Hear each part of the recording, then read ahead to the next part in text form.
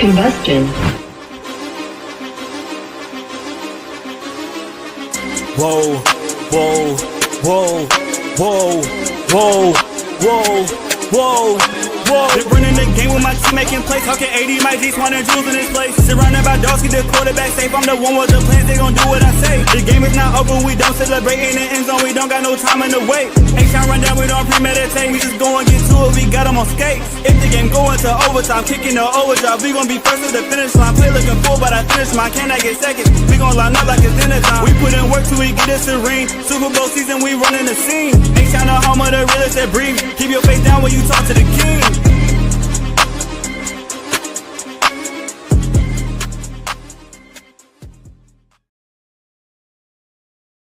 What up, y'all? Welcome back to another episode of the H-Town Rundown. This is your boy AD, and I got my co-hosts in the building. We got Clayton, and we got Jules in the building. How y'all fellas doing on this wonderful, wonderful Friday night? We ready, man. We ready. Ready for the weekend. Blessed, man. Excited. Ready for Sunday. Hey, man. We about to make history on Sunday. The Houston Texans have a game in the divisional round against the New England Patriots, who have, in their fair, their fair share of knocking the Texans out of the playoffs back in the 2010s. So shout out to the New England Patriots, but your time is up. My time is now. They time ain't begun yet. They still young. They still young. Yeah. But definitely, what are y'all initial thoughts on us playing New England? And how do y'all feel about the game right now? Go ahead, Clayton. Oh, you would do that. You bum. Man, listen, man. I've been taking it on the chin all week from New Englanders, man. And that's why I told you go first. That was right there. Listen, I've been community noted. I've been stalked. I've been hoodwinked, led astray, run amok, all those things. Listen. It's all in good fun though. But no, man. There's a lot of overconfidence from the New England side of things. Whereas the Texans, man, we don't try to bother nobody. We just know what we know. We know that the Texans have been playing back against the wall, high pressure football since week 3. We know the story. Started off 0-3, then 2-4, then 3-5. Quarterback got concussed, missed 3 games. Your backup comes in. Basically, your equivalent of Nick Foles goes 4-0 total. We should not be here, but we are. Best defensive performance in the NFL by a wide margin.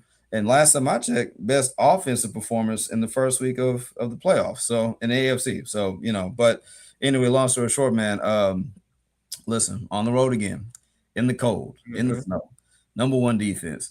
CJ, what you gonna do about it? That's all this boils down to is CJ Stroud, I guess, versus the entire state of Massachusetts is what I understand it to be. And the NFL and half of Texas fans. Basically. So that's what I gathered from this week, gentlemen. I don't know about y'all, but that's been my experience all week. That's why I said I'm happy for Sunday because I'm tired of talking. I'm tired of typing. I know I do this, but nah, I'm ready just to line it up and get this thing done. So what y'all think though? Jules, what you got? I mean, I'm just ready to stop all the talking, stop all the CJ hate, stop all the praise on this Texan defense, even though that's warranted. It's time to make history for this franchise. It's time to finally go against a team in the division rounds that you match up very well in, and you are 75% better than they are. If you line them up, we should win this game, and that's the first time in this situation since the Texans been in the playoffs and existence that we have a better chance to win the game because our roster is better, our coach is better, and our players are better. So I'm looking forward to the game and them actually doing what they're supposed to do. And we'll get on to the CJ situation and the hate that he's getting and the disrespect that he's getting and the fact like this man had one bad playoff game and that's the only playoff game he ever played in 3 years he's been here. But other than that, man, it is and I'm tired of the Dremel conversations. Everybody keep talking like this man is a hellified coach. Is Bill Belichick revisited? The man is 500 in the playoffs. He has this. It's not the first time he's brought a team to a second or first round of seeding He had two seasons where either the first or second, and they bombed in the first or second round of games. So let's take the bloom off these young Patriot fans and it's this team and Drake May, who ain't really faced nobody. The team and not giving them not disrespect my Texas teams. That's exactly what I'm talking about. I'm ready to put it on the field and let's see what they got. Look, Yvonne is in the comments. She said, you Jules, you giving CJ grace. I mean, CJ deserves nothing, but he does get some grace in the fact that, you know, he is a young quarterback. So it's just the point of, we gotta give him the opportunity to show out. Again, in certain when the game of his life appeared and the opportunity was there, he played his best football game of his life against the Georgia Bulldogs when he was with Ohio State. And if Marvin Harrison doesn't get hurt, they probably win that game and go on to win the national championship. And don't forget the kicker missed the field goal. Don't Right. forget that one too. That part is And I'm not giving CJ grace. I'm going about what the man has done in the playoffs. He's had but 5 playoff games. He's 3-2. He averages 245 yards a mm-hmm, game, win or loss. mm-hmm, So you can say he's not playing well. You can say he had the jitters. You can hear all the conversations because I know you. We listened to the radio all week. We heard was for his first 3 days how bad CJ was, or he did this. All the mistakes, the most mistakes he made are real fixable mistakes. And if you watch the film, you watch the game, and you listen for your own eyes, you can see all those most mistakes are fixable. mm-hmm. Like I said, he's averaging 245 yards in every playoff game he's been in. Yeah, look, again, we will see. And CJ Stroud had the discourse, is always polarizing because he is the franchise quarterback, and the franchise quarterback gets the most scrutiny and gets the most praise. When things are going right, let me say that again. When things are going right, he gets the most praise. And when things are going wrong, he gets the most scrutiny. So, we got it. He has to take the good with the bad, but I need him not to be in his feelings. I made this analogy about CJ Stroud being a child playing Madden football Hmm. on the game. Like he I is forgot you said that. emotional in Yeah. that sense that he has to get out of that. He has to get out of that being upset and getting in his own way. So if CJ Stroud just gets out of his own way, he plays better. This team can do any and everything they want to do. Um, Can I make an Astros point real quick? Go ahead. An Astros analogy. Again, both of y'all probably have heard this, Jules. Maybe you, I don't know, but of any Astros fans that are also here, and I hate to say it, it made me sick to my stomach when I thought about it. CJ Stroud kind of got a little bit of Farmer Valdez in him. And the reason why I say that is Mm, because it's not, and you got to remember, there are two conversations about Fromber. It's the ultra toxic side, where it's like, does he even like his teammates? Like, is the organization tired of him? Like, that's not CJ. CJ is one of the most loved players in that locker room. He's a leader. Like, dudes genuinely love being around him. Like, that's not what I mean. mhm, It's the sudden, AD, you said it. It's the sudden emotional and mental meltdowns that happen with CJ out of nowhere. Anybody mhm, who's followed Framber Valdez and watched a single one of his starts, or anyone that he fell off a cliff, specifically last season, he can no hit you for like 4 innings, look dominant, look like one of the top 3 best pitchers in baseball.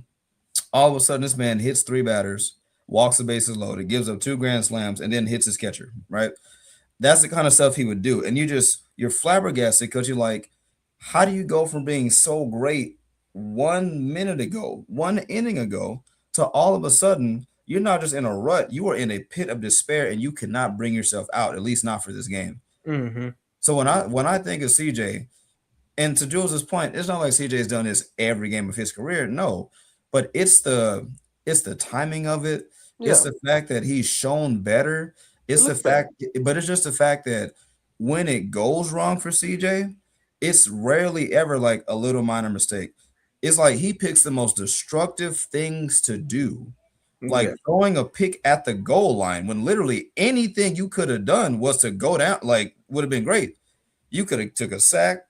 You could have took one of your 15-yard sacks, and you would have still been in Tommy Fairbairn, field goal range, right? So these are the things that concern me in one game situations where we know the defense is going to show up, just like with Farmer. He has outfielders behind him. He has basemen to do the work.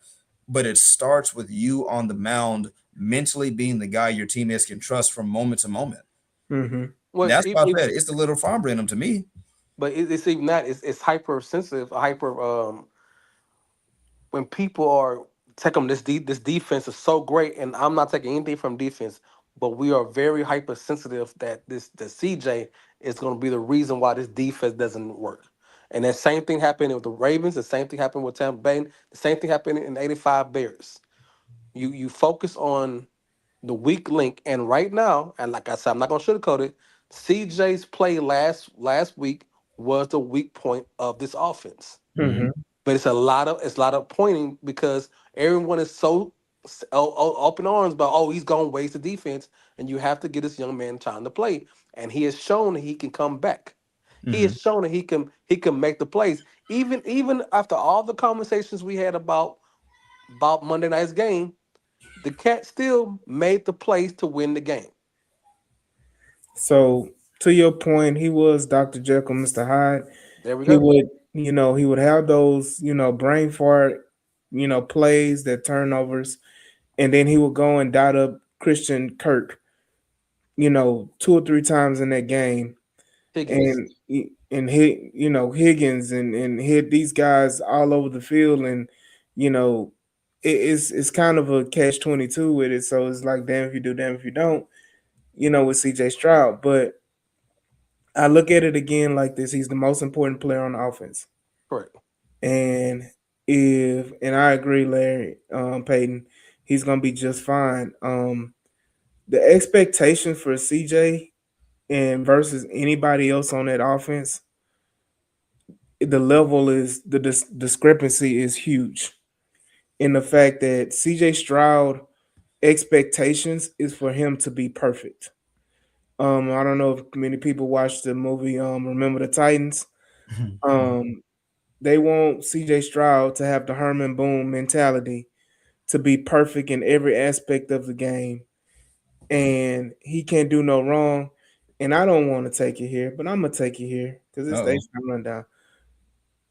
If CJ Stroud was Drake May, or if CJ Stroud was Justin Herbert, if CJ Stroud was Trevor Lawrence, the grace that he would get would be very, very different.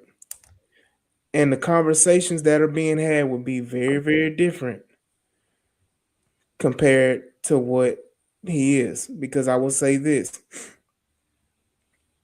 there was a lot of discourse with Davis Mills, and it still is a lot of discourse with Davis Mhm. Mills.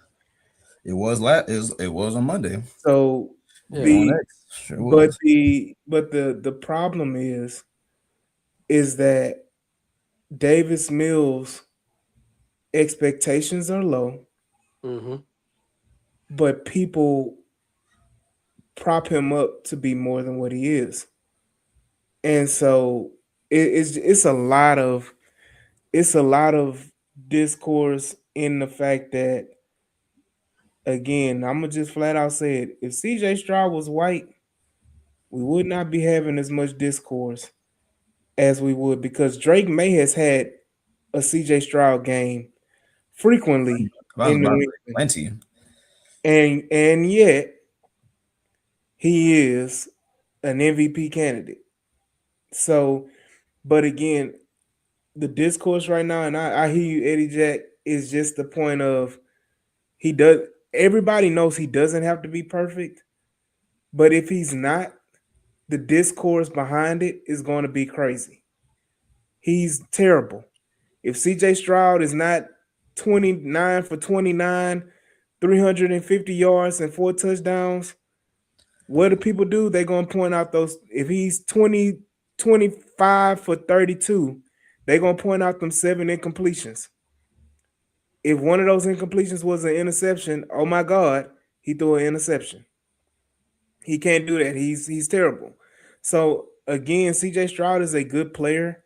I just think that the he's going to be just fine. He's not going to play as terrible as he played against the Steelers. And I think the discourse has to calm down because at the end of the day, y'all same people that's been riding CJ like hell and giving him a whole bunch of shit. I need y'all to stay on that same side when he makes a game-winning touchdown for us in the Super Bowl in California. Man, look, bro. Here's my thing Stay about over there. bro. AD is crazy. It's like you read my mind. So Hold on. One oh, yeah, thing go ahead. I want to add is that there's a difference between being critical and having a conversation about his play on the field, Mhm. and then there's the people that add all the extra stuff to it. Right. Sure. You know what I mean? Like the crying and he's soft and he's this, he's that. Everything outside of football that doesn't apply to what is actually going on the field. Like if you want to have a conversation about his play on the field, that's it. And again, Right. we talked about the emotional side that plays a factor into it too. But let's not have that discourse that is the sole reason that makes CJ Stroud. So go ahead. Well, no, man. I was gonna say this. It's like you read my mind. I said it literally earlier. Now I didn't go to the black and white of it earlier today to myself, but I did think literally word for word what you just said was Justin Herbert is glazed right now, as the kids say. The glaze Ain't is done ripping. nothing. Trevor Lawrence, he's sitting at home right now. Ain't I done still nothing. got Jaguars fans hopping in conversations from whatever they came from off of their couch. The glaze is immaculate, right? For guys who've accomplished far less, right? I didn't even go to the racial part, but like you said, if you swapped the records and kept everything else the same, make Justin Herbert undefeated in the wild card, give him like a 150 to 36 margin of victory, like the Texans kind of do, right? Give him the accolades, give him the winning percentages. This man would be considered a top 3 quarterback right now. They would say give him a lifetime contract in Los Angeles, right? That's even before the racial side of it, anything like that. I literally thought of that because, and to bridge to my next point, brother, I think it's a lot of manufactured outrage. Like a lot of these talking points come from the national talking head, the pundits, right? The first things first and the undisputed. And there's no disrespect. Like they study, they're journalists, they go to school, like they do the research, but you just start hearing the same things over and over and over and over and over and over and over. And then what happens is these things trickle down to the social media space where just a bunch of bot people going around just saying the same things, not critically thinking, right? Like not thinking for themselves. And then there's a CJ Stroud who's done nothing but no playoff football since he's been drafted out of Ohio State. Like it's a lot of manufactured narratives. They got to sell their stories. They got to sell their episodes, or else they don't have a show. They do it. What you can say is, that you've made an impact when they do try to tear you down, because that's what they do to everybody who they build them up to tear them right back down again. They did it to Jordan. They still do it to LeBron. They did it to Curry. They did it to Kawhi. They did it to Kobe. They did it to all the all-time greats who had to break through that glass ceiling. They did it to them. If CJ Stroud was sorry, they wouldn't talk about him. They don't talk about Will Levis. No disrespect. They don't talk about they talk about Jameis Winston, but that's Jameis Winston. But they love to talk about how, well, I just don't trust CJ Stroud at all. And you just sit back and say, really? Paid professional analyst, you don't trust him at all? A guy who's 32-19 over his first 3 years, undefeated in the wild card, setting rookie records left and right, still shattering records, the best quarterback in postseason history and for the Texans, and you don't trust him the smallest bit. The same guy that you said had the greatest rookie season of all time, that guy, the former MVP candidate, that guy. Yeah. So that's what I mean when I say like the goalpost moving is an immaculate exercise because they do it so flawlessly, right? And it's just a lot of that double standards until you win. That's the problem. When you win, you shut all that up. Even then, you're still gonna have people who chirp, but you gotta win. And that's what CJ Stroud is. He's at the I gotta win stage, which is good. And then look, and that's at the end of the day, that's the part. me personally, I don't care how we get there. Right. I just want to get there. Mm-hmm. Like that, the comment that Eddie Jack just put in there talking about if the defense didn't care, what would CJ be sitting right now? More than likely on the couch with Trevor. I don't care. I'm not asking CJ Stroud to carry us. At the end of the day, I don't care. I just want to win. Like I don't understand why that's beyond like the comprehension of the main goal. The main goal is to win. It's to win. How you win, it doesn't matter. So don't. If CJ Stroud plays what, like you said, Juice, 245 yards, plays mediocre football, but we win a Super Bowl. Don't Does care. it matter that he didn't carry us to the Super Bowl? Mm-mm. We won the Super Bowl. That's it. And Yvonne, you said the perfect point, and I've been preaching this for the last few weeks when it comes to the keys of the game. Turn the ball. Don't turn the ball over. Yeah, man. Don't turn the ball over. And that's it. If you don't turn the ball over, you win. Defense carried Peyton to his Super Bowl. Sure did. Right. And 2015. Sure and did. and we're not glazing over his mistakes. We're not saying CJ. He has to be better. He has to be better. We all know he has to be better. As AD said, I'm the biggest CJ fan, and as everybody know, I wanted CJ when everybody wanted Bryce. Mhm. So I'm not giving him excuses. I'm not saying he didn't play well. I'm not saying that he's perfect. What I'm saying is, don't go down the rabbit trail only on a negative take when you talk about a player. These players can come back and have better performance. These players have a history of being good, are good enough to win ball games. Davis Mills won 3 games. CJ and the way he plays with this offense won the other 7. And And look, we've beaten better teams than yeah. New England. But we get wrapped up in these negative stories that is fed off by clicks, likes, and prescriptions that they want to keep feeding us. You're not thinking for yourselves, oh, we gotta beat this drum. We all know no one's voice is more important than anybody else's, and we know everybody got the same voice. Everybody want to be on and say, yeah, CJ's bad. I get it. He had a bad game. But we're in a place where we're going to a division round where we are favored. The first time ever favored while we beating this drum to death. Look, I know that it's hard to satisfy people, but it be your own people, dog. Yeah. It be your own people, dog. And Mm-hmm. I'm not trying to, go crazy on it. I know we need to move on off this topic, but it's a polarizing topic, It is. and it's something that has to be discussed. But at the end of the day, if you take away the 2 fumbles and you have that same stat line that he had against the Steelers, I expect another blowout. I expect another 30-6 game against the New England Patriots. I mean, Like, we still won 17-6. Even if you take away the 2 defensive touchdowns, we won 17-6. 17-6. Yeah. And that right there is still a dominant performance on the road in Pittsburgh. Mm-hmm. So, it's just the point of, yes, the defense have carried a lot of teams, to the Super Bowl. And they have won teams to, won Super Bowls because of it. So again, I just want to win a Super Bowl. I just want to win. I don't care about nothing else. I don't care nothing y'all got to say. CJ could go 0 for 25. And if he run the game winning touchdown in, I'm excited. Because we going to somewhere we ain't never been before. I don't think people realize that we're being overcritical and we're not realizing where we are. Mm-hmm. We are at a point where we're about to make history with the Houston Texans. History. We've never been to an AFC championship game. Mm-hmm. We're on the doorstep of that right now. And let's be honest, you win this game, you're more than likely going to the Super Bowl. Right. And you go to the Super Bowl,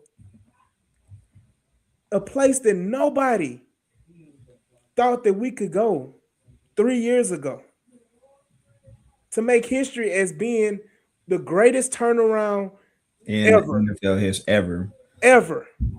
That you were a team that nobody wanted to, we were disgust. People would look at us with disgust.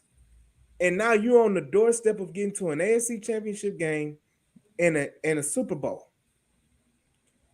Take what you have in front of you and cherish it. Because at the end of the day, I guarantee you we wouldn't be here if CJ didn't play. Yeah, that's If true. CJ wasn't our quarterback, and I know it's some that will say, man, we could have done this with any quarterback with our defense. No, the hell you couldn't. Mm-mm. The same Davis Mills that brought you back against the Jaguars is the same one that barely got out of Tennessee. The same, the same Davis Mills was the same leading quarterback that had the same Nico Collins, same offensive line struggles, all of that. And I understand we've progressed as the season gone on, but don't Mhm. take this for granted. We say it all the time. If CJ Stroud would have played the Broncos game, we would have won. Because we were leading when he got out.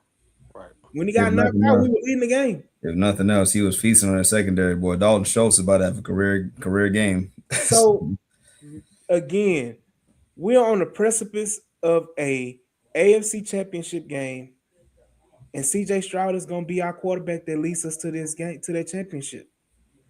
So to the Super Bowl. Appreciate it. Appreciate it. That's it. And you can, again, we can be critical when we talking about his football play. That's fine. Sure. All that extra, come on. And look what you got here. Oh yeah. And Keep it so football. I'm gonna pause it right here because that's enough of the negativity. Now we about to talk about trash. But I do want to mention everybody that's watching, we at the H-Town Rundown have 2 tickets that we're going to give away to the NRG or Houston Texans watch party at NRG. So what I need from you guys to do is I need you to hit the like on the YouTube or Twitter. I need you to screenshot it, and I need you to go ahead and send it to me or Clayton on Twitter in our DMs And share it and, too. and share it.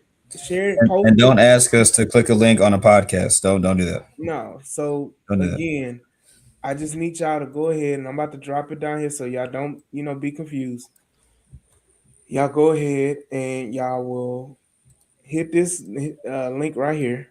Not link, but y'all see it right here. The H-Town Rundown. You got Clayton's handle, the H-Town Rundown handle, my handle. Y'all go ahead and y'all do what y'all need to do, and we will give away these 2 tickets. Subscribe, of course, Yvonne. Subscribe to the podcast. You got to be a subscriber to the H-Town Rundown. We're trying to get to 1,000 people. Look, we've been here long enough. Get us over the hump. Let's get to 1,000. And so again, man, we're giving away 2 tickets. All we ask is for you to be a subscriber to the podcast, like, share, follow us on all platforms, and send it to us in the DM, and we're gonna select the winner. The H-Town Rundown is one of the few podcasts that frequently give away tickets to games, that frequently give away tickets to, especially the Texan side. We give tickets away to games, we give tickets away to training camps. We're giving tickets away to watch parties. We want you all. We've in the Rocket side. We've also given away merchandise. Lord, I'm stumbling over my words. We've given away merchandise, and we've given away tickets to Rockets games. So all of these things we're about giving, and of course we just on the back end of the time of the season of giving. So again, we want y'all all to be swarming with us at NRG. So we're giving away 2 extra tickets to that watch party, so y'all can be in NRG and celebrate like Jules and Clayton were last time. So Yes, we were, man. It was a damn good time. Man, look here. Except for the Pittsburgh Steelers fans that snuck in there. But there was a bunch of those. But they would cry most of the game. Oh, And listen. then they started crying at the 4th quarter. Oh boy, what? look, again, man, y'all go ahead and like, share, and subscribe, and make sure that y'all follow the H-Town Rundown on all platforms: TikTok, Facebook, Instagram, even the Discord. Y'all make sure y'all follow the or sign up for the H-Town Rundown Discord. We're on Patreon as well. Y'all go ahead and follow us on Patreon and sign up to our Patreon. So all of these things, y'all make sure y'all follow us on all the platforms and do the thing, do the damn thing. Especially on the YouTube page. Y'all go ahead and do your thing. So with that being said, we can move on to the next topic. Yeah, we can right here we can talk about the New The England game, Patriots, the the game game itself. itself, the game itself, and most of y'all know the New England Patriots fans. I didn't even know they had that many fans. They came out of the woodwork and they've been talking cash, money, crap all season long because they 14-3. But as my co-host Clayton has identified for a lot of teams that have been at the top, they that big F word, man. They that big F word, man. They the big frauds of the I league. say don't do it. Oh no, don't. And so New England, No. I'll give my little stat and I'll let y'all go ahead and we can talk about it. But New England Patriots are frauds.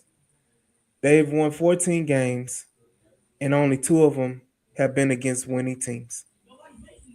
No, am I right? Am I saying it right? Oh No, shoot. no. They've only played two teams with winning records. They've only won one game against a team with a winning record In the in the regular season. regular season. Yeah, in the regular. So let us not forget how fraudulent this team has been as they've beaten up on the Jets, they've beaten up on the Titans, they beaten up on the Browns, they beaten up on the Dolphins, they beaten up on these bottom feeders of the NFL, the teams that are picking top five in the league, the Raiders, which they lost to. Mm-hmm. The Raiders, who have the number one overall pick, and they lost to them. They only won two games on the year, and one of them was against the New England Patriots. The Giants. The list goes on and on of these teams that are picking top five, looking for quarterbacks, looking for coaches. Come on. They have been fraudulent. They have played, I think, what, three playoff teams this year? They split with the Bills, And then and they they lost to lost to the Steelers. the Steelers, and they beat the Panthers. Whoop de doo. Whoop de doo. Look, I'm of the mindset that this is not this again. I said the game wasn't going to be close against the Steelers, and guess what? It wasn't. I'm saying it right now. This game against the Patriots, it ain't going to be close. Oh my goodness. AD Barkley. Oh, Look, guarantee, oh my goodness. guarantee the Texans is going to win by double digits again to secure the AFC Championship game. But I'm gonna let y'all go at it. I just want to point out the New England Patriots are very, very fraudulent, and they about to get exposed by the best defense in the NFL. Right. I'm not arguing with Patriots fans who only know success. They this a whole generation of people on Twitter and social media because they know Tom Brady. There's been 40 years of bad play from the Patriots. So I'm not gonna go back and forth with these new age Patriots who only know Tom Brady. So I'm not giving these cats any smoke or any time my time because we know for 60 years, 40 years, y'all were bad. Y'all were one of the worst teams of all time. So let's not glaze over your entire history when you just want to bring up your history of what you are now. Look, go ahead, Clayton. I know you. Do you want to solo it out? I'll let Look, you ISO it. nah, bro, don't do it. Don't get me in trouble. No, man. Listen, bro. Jules asked me before the stream, did I go scorched earth on the Patriots? I think y'all just did it for me. Look, the horse has been beaten, battered, resurrected, killed again, beaten again. I saw somebody in the comments say this. Their schedule is one of the weakest we've seen in probably what the last 10, 20, 30 years. Like 30 years. it's you the most staunchest Patriots fan has to understand that these things matter in conversations. It's easy to dunk on your little brother. It's easy to win a swimming contest against middle schoolers, especially if you're Michael Phelps. But when you got to jump into deeper waters and face other Olympians or better Olympians, right? This is objectively the best defense that they will have seen all year.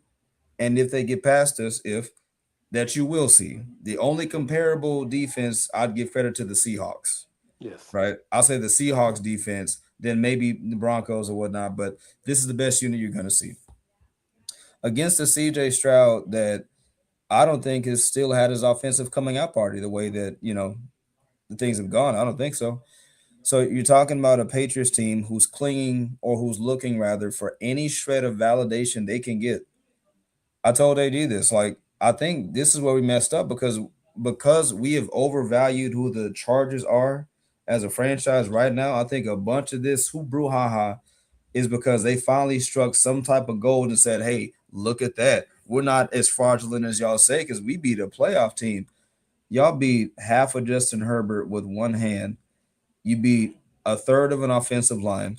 The only thing that you can say is that you faced your first top 10 scoring defense all year. And even then, your scoring output was cut in half. You scored 16 points. And you were 0-2 in the regular season when you scored under 20 points. You just faced the Chargers who couldn't punish you for scoring under 20 points. Hell, we scored 14 in the first 5 minutes against them. So with that being said, you're moving up in weight class. That's what you're doing. See, this is why, look, to fans of Floyd Mayweather, maybe you'll appreciate this or hate it. I don't know. This is why I can't call Floyd Mayweather the GOAT. You know why? Because, yeah, you got your undefeated record, but against who? When you're manufacturing and handpicking who you're facing, that's not the same as Muhammad Ali. Probably has a couple losses here and there, but he's facing the best of the best. He's, rumble in the jungle, rope-a-doping against George Foreman. Like, we saw that. GOAT versus GOAT. The Patriots are manufactured. They're store-bought. They're the media machine team this year. And it's cool. And us saying that is not us hating on Drake May. We're not hating on the Patriots necessarily. I'm hating on them. Damn that. I'm hating on him and Dribble. Bro, listen, I'm more so it's this idea of the Patriots that I'm against. Like, I respect them, but I don't respect this arrogant belief that like y'all just supposed to run through everybody. And it's an unproven Patriots team who last time we played him, we dropped y'all by 20. We dropped 40 on you. It's the same Drake May. He grew a little bit. The same Butte, same guy who said I'm a physical corner too. We dropped 40. But you got Patriots fans posting that one clip of him burning Stingley on a deep route. That's the Chris Paul meme. He made a three-pointer and still down 40 type stuff. Like, so for me, I said it the moment we got on. I'm done talking about it. I'm tired of talking about it. I'm just ready for them to line it up and get it over with, win or loss. But you're going to move up in weight class, and you're going to take some of this because like you ain't seen none of this all year. For me, it's like us versus the Ravens in Kansas City a couple years ago. We were the upstarts. We were bragging. We was like we on our way, and we faced a real team who's been in the playoffs the last 3 years. Texan fans, the last 3 years we've been in the playoffs. We battle tested. We played the best of players. We played Lamar's. We played the Josh Allens. We didn't play against Patrick Mahomes. We didn't play the two-time coach of the year Kevin Stanks's Cleveland Browns. We earned our stripes for all this. All y'all talk about these up and start Patriots talking real mad because you trying to relive 10 years ago when y'all the Patriots of Tom Brady Patriots. You're not the same guys. Let's get that straight, Patriot fans. This is not the same dynasty that y'all had under Tom Brady. When y'all get there, hey, y'all might, but let's not put the cart before the horse. And the Bears stating also for the Texans, even in our 5 losses, we lost against nothing but either playoff teams or teams that were in the playoffs until one of the screwiest 3-way ties took away a division lead with the Buccaneers. But technically, we did nothing but lose to playoff teams. And in fact, if you want to cut the season into 2 pieces, you got the 0-3 Texans here, and you got the 12-2 Texans over here. Our only two losses came by one score, and one of them by a field goal to the two number one seeds in each conference. One of Mm. them with a backup quarterback with no reps. So when you're wondering why Texans fans are confident and believe what they can do, that's because we've watched all year a team that had to play back against the wall playoff football for 14, now 15 weeks. When the situation said you can't do it, your defense is not that great. Your quarterback is concussed. What you gonna do? Now they're 12-5, going to your house after we just went to sub 40-degree weather in the snow, I think, which also would favor defenses, all the minutia, whatever. But when you wonder why we're confident, it's because we know what we've been through, and y'all are the silver spoon kids. You haven't proven nothing. You ain't faced nobody. And the ones you did face, we dropped them off by 20 last year with a busted up offense. So it's like, and you have to show me. You got to show us, right? And none of our words are going to make these guys play any harder or any less. They're going to settle on the field.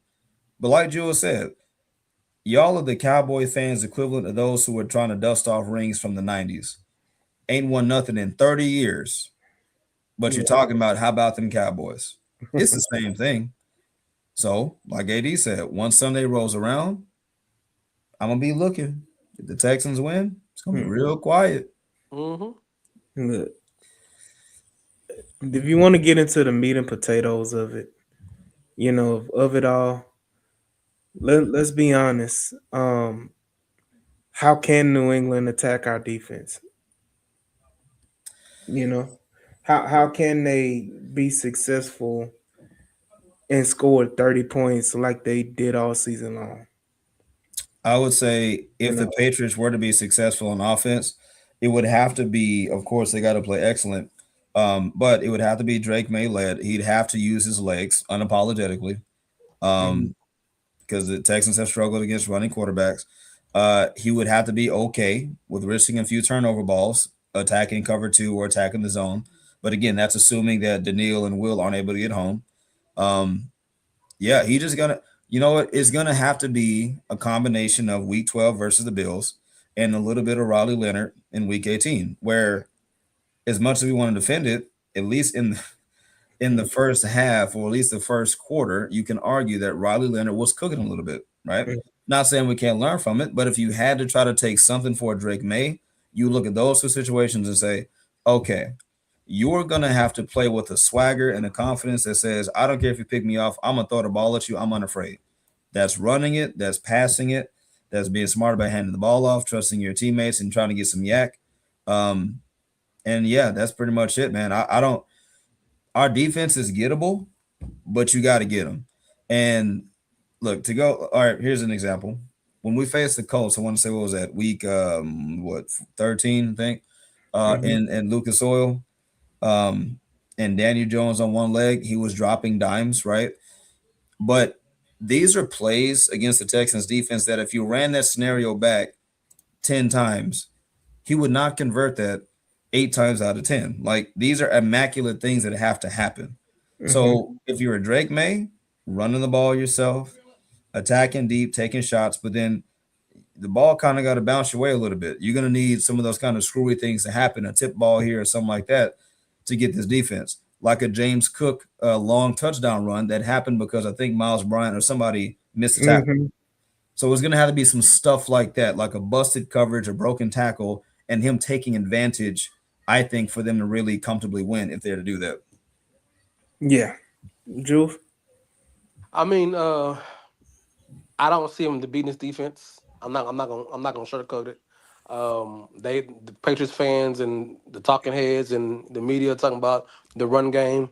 We have the defense has shut down every major running back this year. The James Cooks, the Amarian Hampton, Mhm, Jonathan Taylor twice, mhm, Derrick Henry before he started his role. I think after the Houston played them, that's when Derrick Henry started going on his major role to try to get this team back on into their team back into the playoff situation.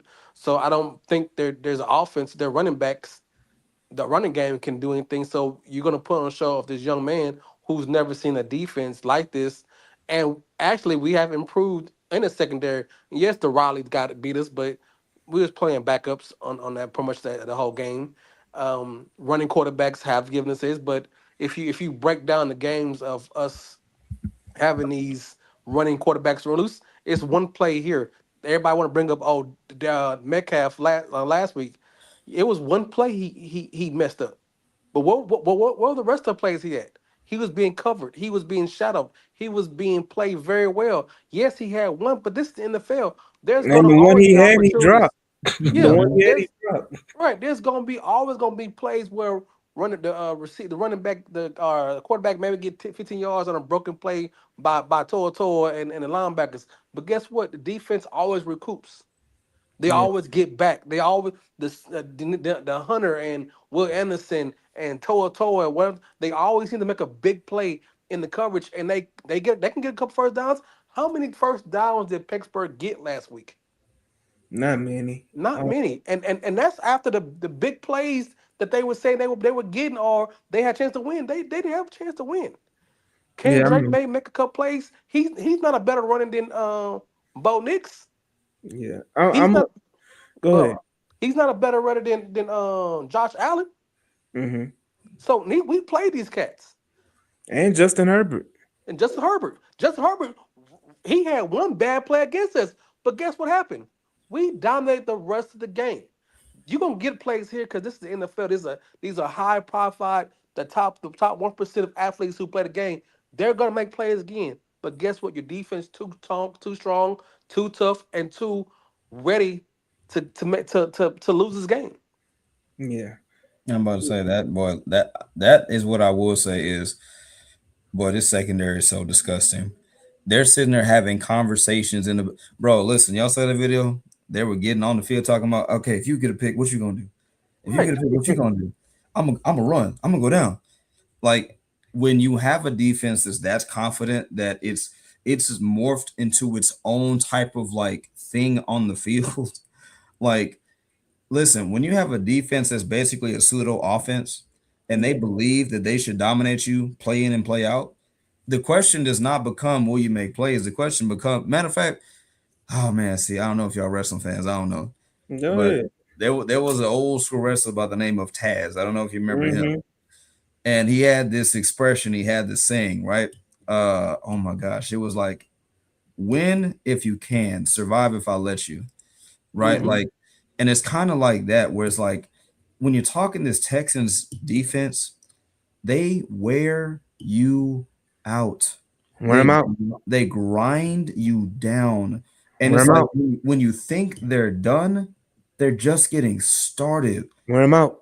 Like bro, the Steelers game is, and you know what it is, bro? I believe this Texans defense has another gear. And what I mean by that is like, think about it. They play it full tilt, but with an understanding in the back of your mind, like, okay, we regular season, we got to make it to the playoffs. Hmm. This defense understands there is no tomorrow for somebody on this field. So this is like the purest form of this defense that you're going to see, where any reservations, any withholdings, any savings accounts, anything that they were not dispersing onto their opponents in weeks 1 through 18, that is gone now. It is empty the tank and go full tilt. I don't know if we've really seen that version of the defense yet. We saw some of it against the Steelers, but it's like, I just don't know what else this defense can do when you tell them to go hunt because there may not be a next week. Hmm. That's where they're at right now.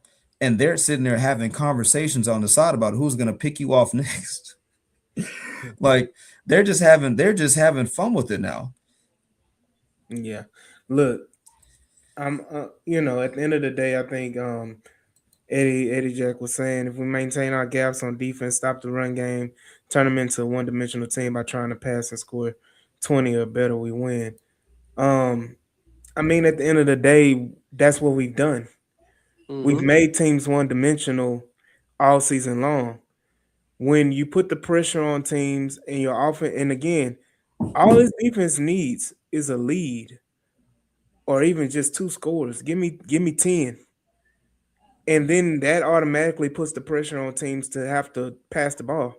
Right. Because you're not gonna run up and down on this Texans team. No, No. You're no. not gonna do that. This defense is too fast. It's too, I was gonna say too furious. Too But fast. Too furious.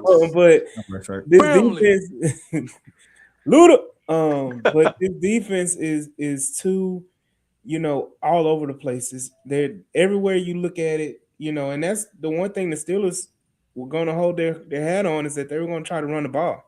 Yeah. Because they were able to do that with Gainwell and I keep forgetting 30's name. What's He's Not Ramondre, huh?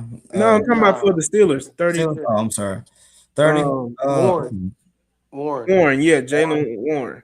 So that was their calling card, and their hope was that they were able to run the ball effectively enough that the short passing game was going to open up for them. That didn't happen. Again, Drake May running for 50 yards is not killing this defense. Correct. So You don't get him hurt. I'm again, not gonna lie. and I need Patriots fans to understand that, because they were hyping all that up about him saying, oh, he had 50 yards rushing against the Chargers. That's fine. If he has 50 yards rushing and Ramondre Stevenson and Travion Henderson don't have but 30 yards rushing combined, that's a recipe for That's good. success. That means that you have to sit back and drop Dre May back freaking, was it 40, 50, 40 times to pass. And he's the what is it, top 4 sack quarterback in the league? Bro, he averages like 3 to 4 sacks a game. Like, it seemed like this man, boy. And I understand he's taking the hits. Nobody's going to hit you like the Houston Texans are going to hit you. When they hit you, they hurt you. I think it was a clip they played today on Twitter when they were showing Josh Allen trying to run, and we almost took Josh Allen out of the game 3 different times.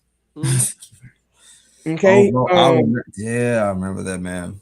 Let us not forget that Justin Herbert almost came out of the game against the Texans. Boy, the ref saved, boy. The ref saved.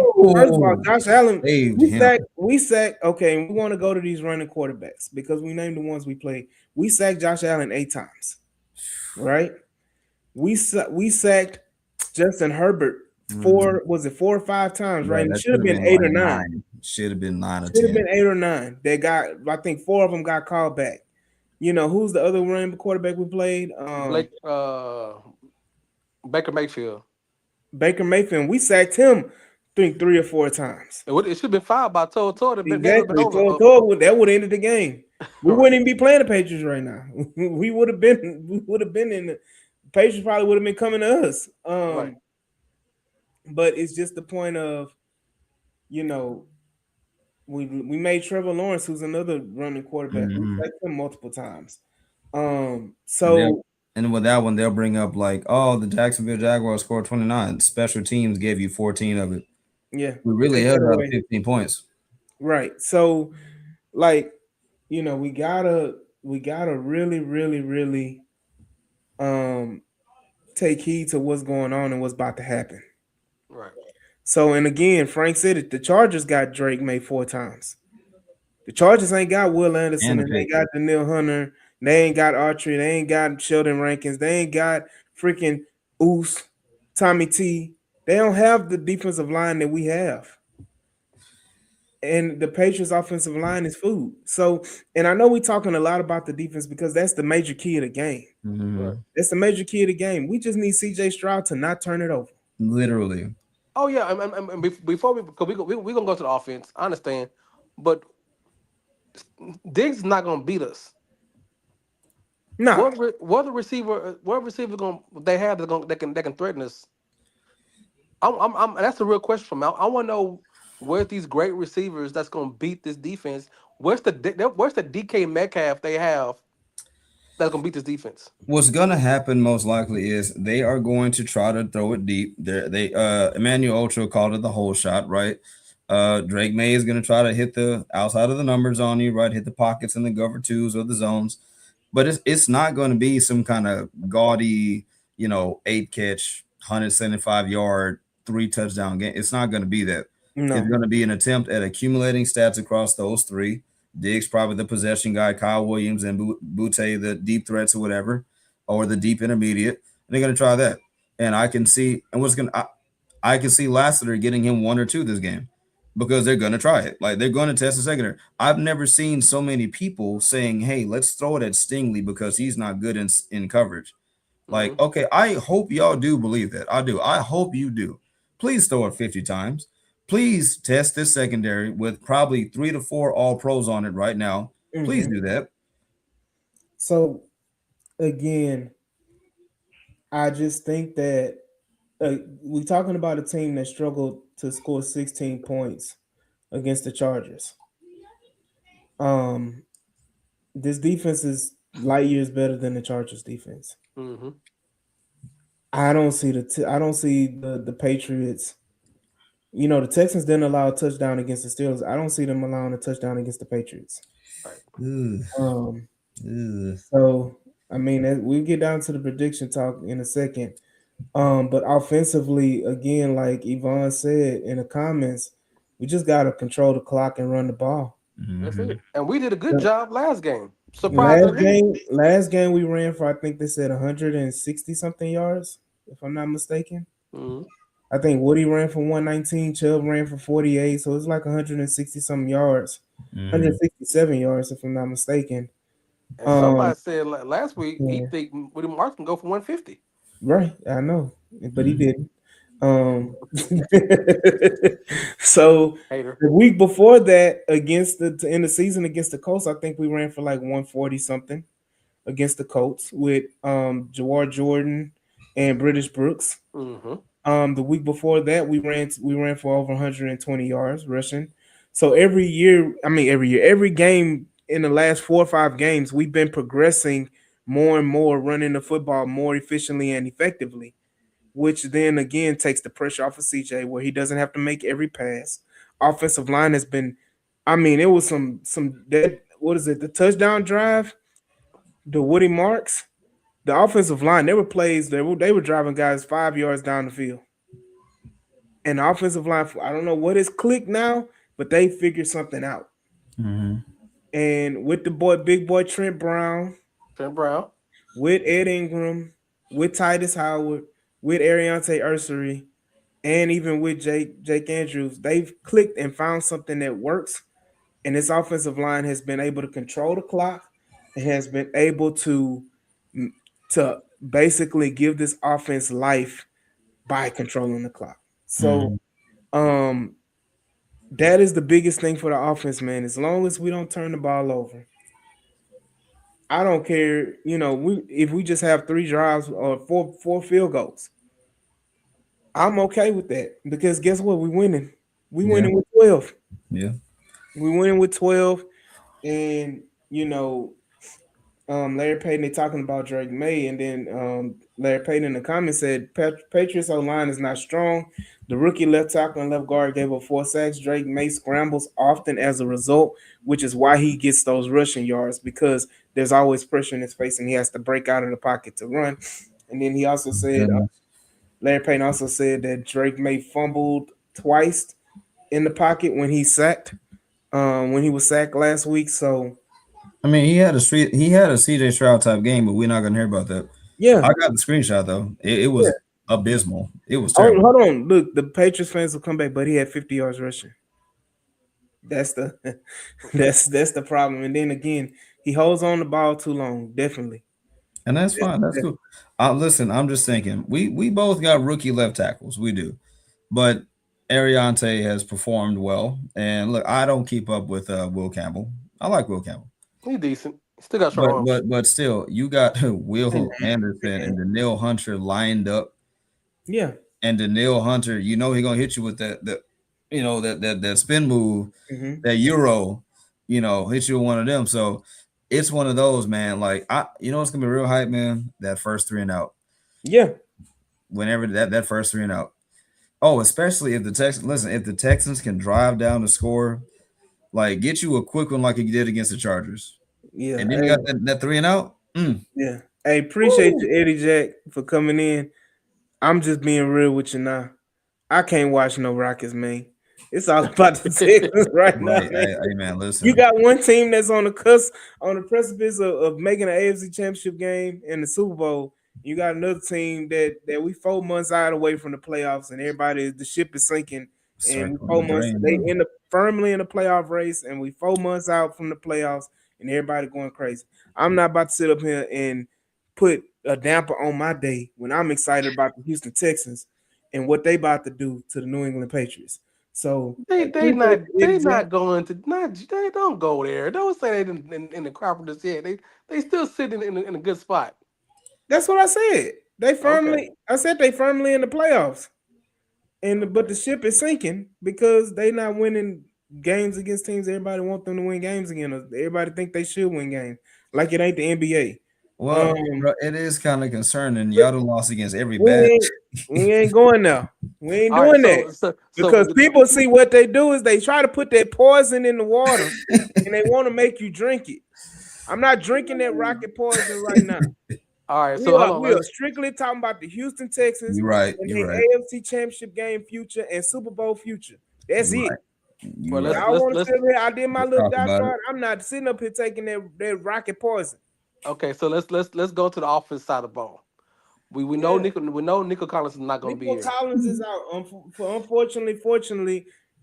Unfortunately, and fortunately for the Houston Texans and CJ Stroud, Nico Collins is not active in this game. Neither is Justin Watson. So we may get a Braxton Berrios sighting, which may benefit because we don't have to see Jalen Noel at kick So return. hold on. So let's. I believe that CJ plays better Even without Nico even in the Collins. divisional round, he can't. Nah, man. And guess what?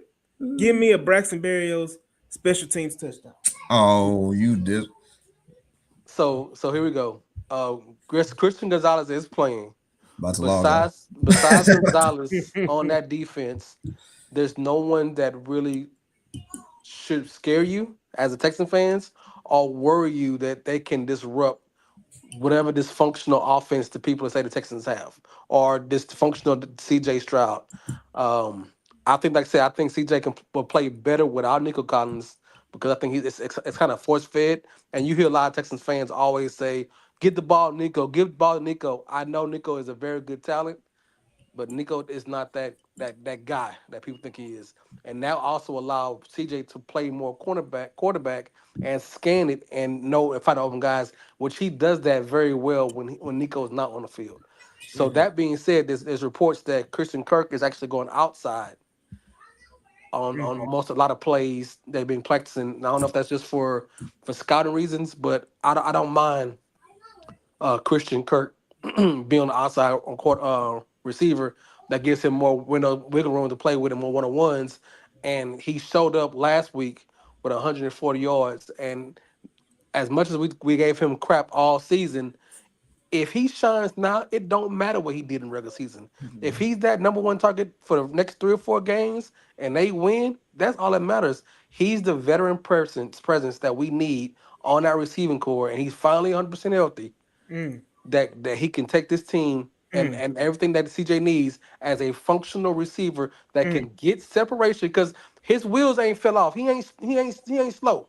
mm, He still can run his routes. He still can get separations, and he can break. And he's smart enough and understand enough how to break off routes to be with her. And that's what the other rookies have not done yet or know how to do yet. And this offensive scheme of how to break off routes when there's a hot route or a blitz coming, he knows that if he's a safety blanket and that can get big plays, that's how you win against this team. Besides Christian Gonzalez, there's no other talent I'm worried about on defense. So they ran the ball very well against Pittsburgh. I hope that continues because yeah. we've seen that for the last 3 or 4 games of us running the ball, which has been great.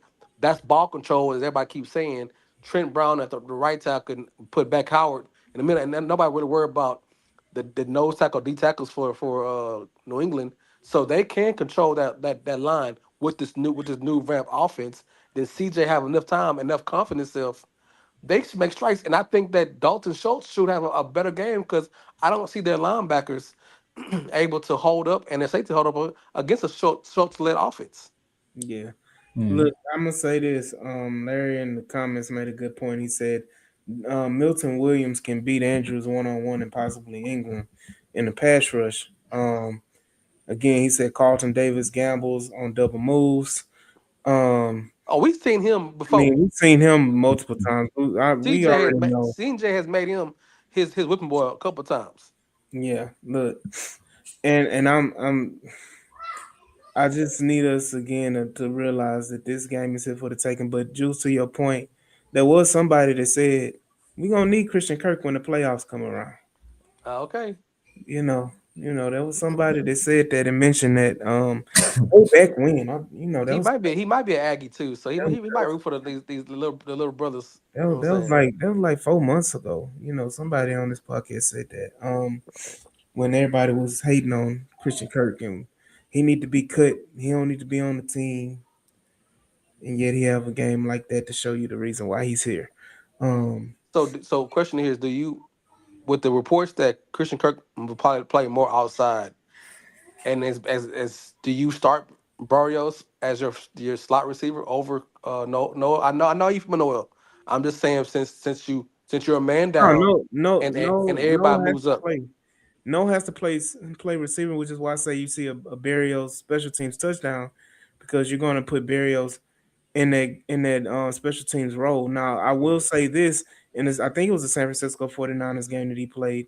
Mhm. He was productive as the slot receiver Braxton Berrios was. So Hmm. we may see him in that element. Um, but I'm not concerned because I feel like you have the depth now with Christian Kirk, with Jaden Higgins, with Noel, with Berrios, with Schultz, with Xavier Hutchinson as well. Who is the forgotten man who, had a hell of a game against the Indianapolis Colts as well. So, Breakout season. it's just he had a hell of a game against the Ravens too. So I just need us to, realize that last year and the year before, it was Nico Collins and nobody else. Yeah. Um, Again, and I think I'm gonna bring this comment back up that was brought up by my boy Alfredo. Shout out Alfredo. Let me find it. And he said, where is it? Where is it? Yeah, he said, is it just me? But when Nico Collins isn't on the field, CJ Stroud uses the other wide receivers more. Um, I, Absolutely. I I just said that. I know. I know. That's why I brought it back up. Hmm. Because you don't have to. There is no one guy that you have to force the ball to or feel that you have to feel the need that you have to get the ball to. So take advantage of it. That's why you see Christian Kirk go off when Nico Collins is not in the game. Hmm. That's why when Nico Collins having a lackluster game, you see a guy like Christian Kirk go off and you see Higgins get passes and you see Xavier Hutchinson get catches. So you're going to see more players involved in the offense. Again, one of the weaknesses on the Patriots defense is that they can't cover tight ends well. Don't Dalton they Schultz, you're up. do they run a 3-4 or a 3-3? What does Vrabel run? I thought he was north towards for a 3-4. I Yeah. think a 3-4 against this team, I think advantages us Mm-hmm. because you're not facing four linemen all the time. You got to pick which linebacker is going to blitz here and there and which one pressure. But it's easy to diagnose because you first you see three and then you can also okay who's going to be coming.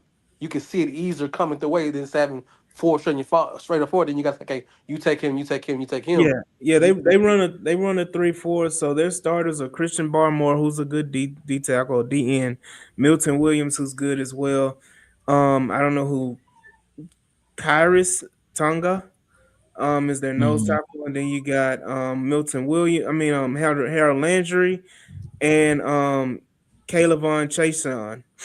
who's been a big disappointment since he came to the league. Yeah, but he's a little resurgent. He's a little Hmm. resurgent. Okay, With the Patriots, so you got to give him his credit where it's due. I'm not. Um, I am, man. He's had a decent season, a good season. So again, they're not to me. They're not dangerous. They're not dangerous enough to make me concerned or offensively or make me feel like we can't do certain things. Correct. And again, like you said, they run a 3-4. They run a true 3-4, and they're very they have a good run defense supposedly. Um, but I Well, feel like we're going to be able to handle that. I mean, you pretty much said it. I mean, you're going to isolate, like you said, rush defense. Okay. I'm really focused on the pass rush, right? That tells me a whole lot. They're one of the worst pass rush units in all of football. And this is, again, against the weakest strength of schedule in football, right? 3.17 That's what on I'm the saying. percentage. That's what I'm saying. So it's like with you being one of the worst pass rush units and your schedule is weak, that tells me CJ Stroud can sit back there and feast maybe. And every time we've seen CJ Stroud be able to stand back there, have comfortable time, and just pat the ball, San Francisco happened, Baltimore happened. Like he just been able to just deal, deal, deal, deal. Mhm. And that's what I kind of see. Unless the Patriots send extra help, I'm not saying that, they'll never get through, right, and win a one-on-one. But again, if everything bears out like the stats kind of say, or as everything's kind of lining up to, CJ could be in line to have a I'm- pretty nice day. so Larry Payton is in the comments as well. He said, well, I'll start. Brandon Holland said, we played a 3-4 in the cold last week. I agree. Then Larry Payton said the Patriots running 34, but played majority of 4-2-5 last week. He said New England brings a lot of 6-man pressure. Edges are just Jags. Defense is good in short yardage. Lots of zones, so middle of the field is open. And And for and CJ loved the middle field. Mm-hmm. That's one thing he loved the middle field. And then without jumbo package, your six versus our six, there's people gonna be open. So So you once got to. again, I I think this. lift my That's why I head said I and think this close team, the this eyes. offense has the advantage over their defense, and Blake it's Fisher not need to be me. in the mirror right now, Yeah, just practicing this. Mhm. and not me being just a Texan fan, but being a stud of the game. I think this offense is built to beat that kind of defense. Mhm. Well, and that goes back to why Nico being out is not the disaster that people try to make it seem like, is because this offense is built to just churn. And Hmm. almost it's really when you don't have a guy to force it to, AD, you said it. You see the beauty of the offense in that that's what it's designed to do. It Mhm. just feature the wide open guy. Like that's what it's supposed to do. Now, if you have a Gronkowski, sure, great. But ideally, like no, that's how you get Schultz having a career year. That's how you get Christian Kirk having this career postseason game. That's how you get Xavier Hutchinson, who's been here for 4 or 5 years, who finally has a breakout year in Mhm. this offense, right? Barrios being successful. Jalen Noel got some touches. Higgins, like in a game like this, I'm excited because it's really going to force CJ and that offense to do exactly that. Utilize every single weapon at your disposal Yeah. to beat them, and I think that's when they're at their best.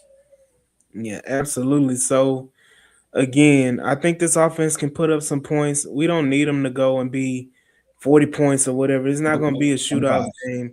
25. I don't even think we need 25, brother. I just think we need 20, and we got it in the bag. I will go. Speaking of that, we can go right into the score prediction. So Let's do Clayton, it. go ahead and give me yours, and You go. then we'll go around the league. Yeah, you always first, man. All right, I got Texans winning, man. Give me Texans 24, Patriots 16. Mm-hmm. I'll rock out that way. Jules. I got 24-6. Mm, So I think 24 is the magic number because I got them winning 24-9. mm, Again, a dominant performance. Right. Big DQ, he got 27-14. 10, Yvonne, she got 1, 21-13. 13. Um, and speaking of that, we got 3 more games that's happening this weekend.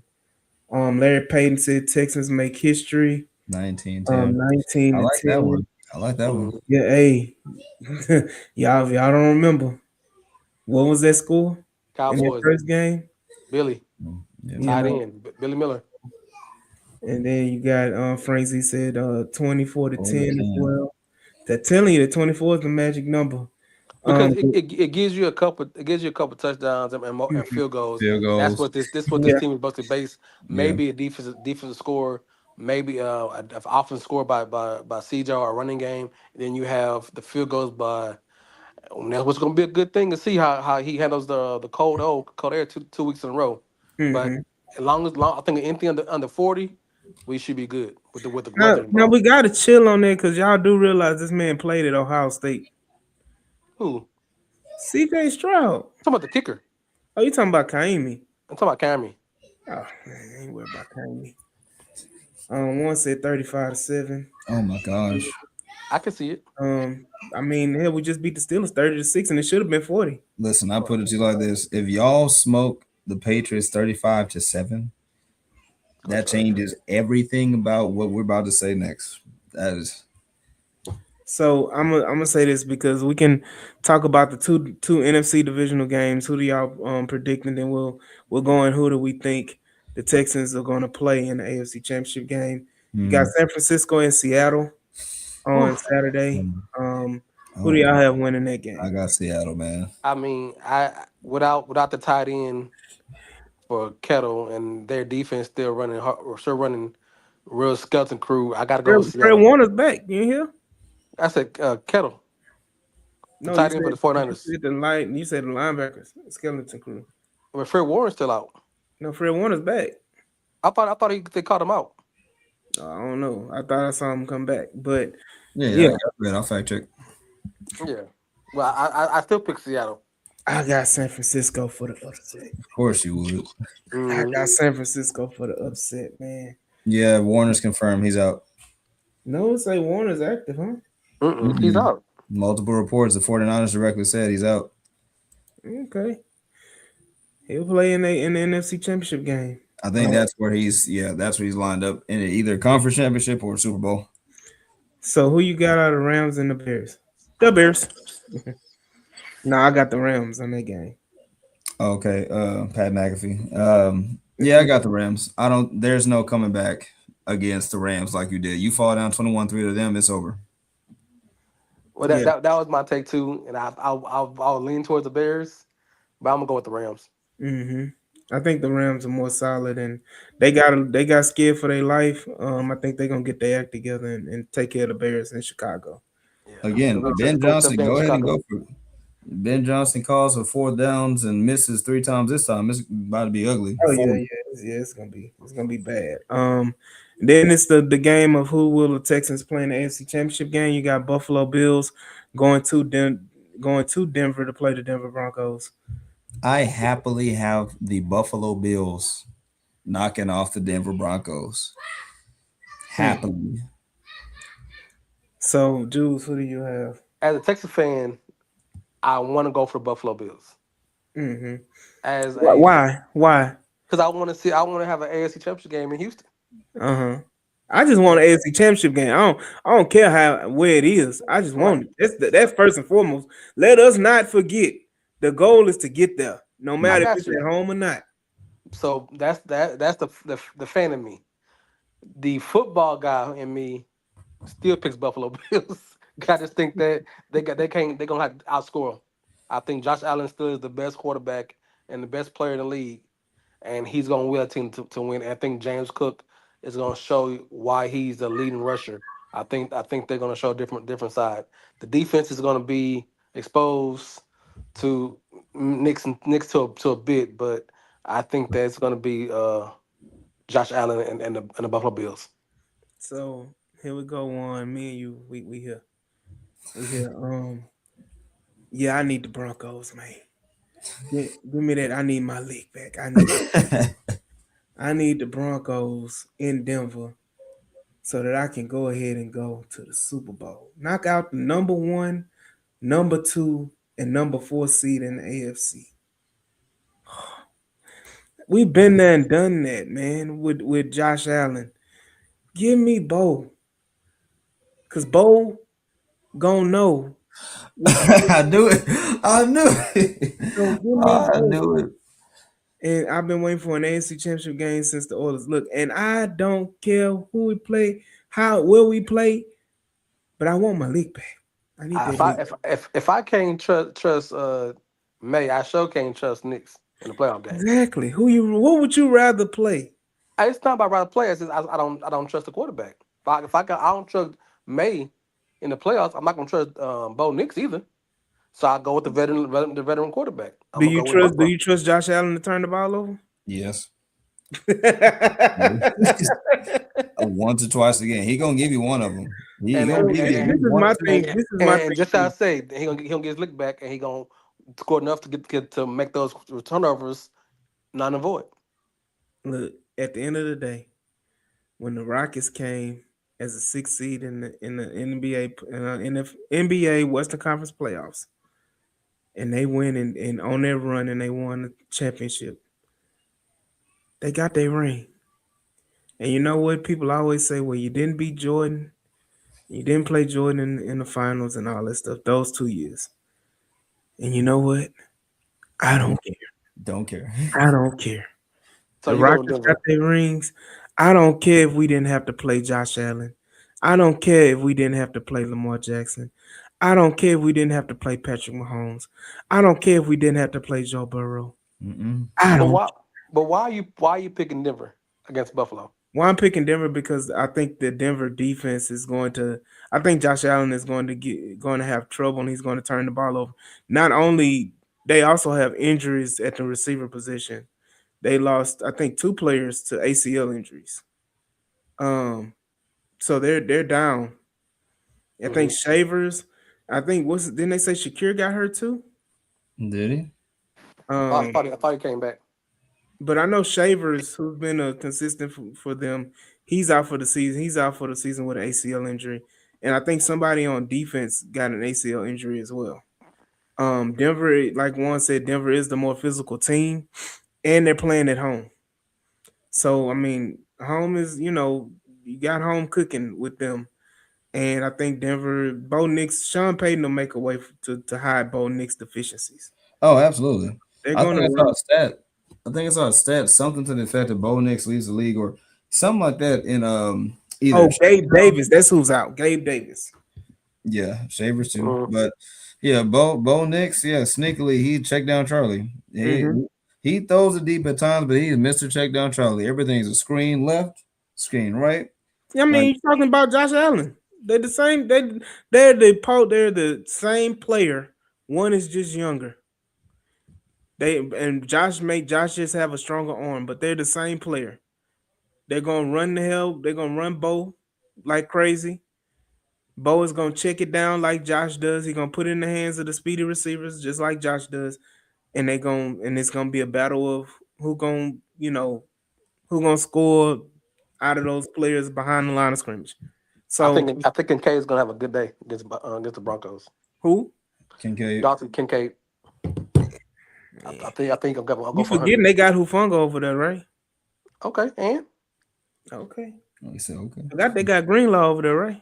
and Okay, Man, old man Mariota almost dropped 30 on him. Man, no. yeah, you can keep dropping names how you want to. I don't have no faith in okay. them, the Hey, Broncos. I'm sorry. That's hey, my we not thing. we not gonna be here long because we not this ain't no Denver Broncos and Buffalo Bills podcast. So You're right. again, the Houston Texans will be winning this game on Sunday, and thankfully for us, we're gonna have a whole day to know where we gonna either be at home or on the road. And I'm gonna be real with y'all, and I know this. I'm gonna say this. And I don't want the pressure to be on the Texans.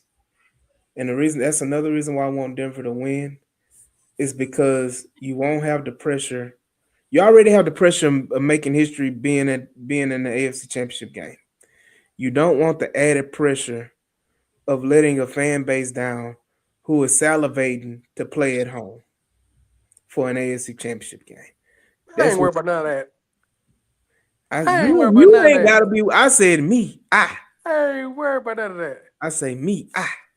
Me. I got you. I got you. Um.